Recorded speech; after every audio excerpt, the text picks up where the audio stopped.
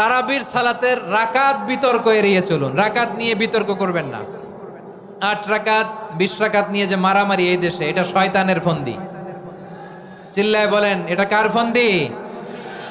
আমরা 20 রাকাত পড়ি, আপনারা হয়তো 8 রাকাত পড়েন, কোনো অসুবিধা নাই। আমরা যারা 20 রাকাত তো আমরা পড়তেছি, আমরা 20 রাকাতের কথাই বলি। 20 রাকাত আমরা পড়বো আজীবন। সৌদি আরবে মক্কা মদিনায় 20 রাকাত পড়ে, কোনো অসুবিধা নাই। অন্যান্য মসজিদগুলো 8 রাকাত পড়ে। এই নিয়ে এদের মধ্যে মারামারি আছে?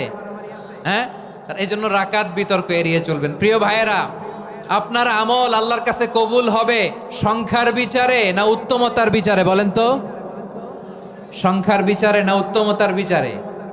উত্তমতার বিচারে। কত চমৎকার ভাবে আপনি আল্লাহর সামনে দাঁড়াতে পারছেন, এটা বিবেচ্য। রুকু সেজদাগুলো সুন্দরভাবে করবেন। রুকু থেকে সোজা হয়ে দাঁড়ানো ওয়াজিব, 2 সেজদার মাঝখানে সোজা হয়ে বসা ওয়াজিব।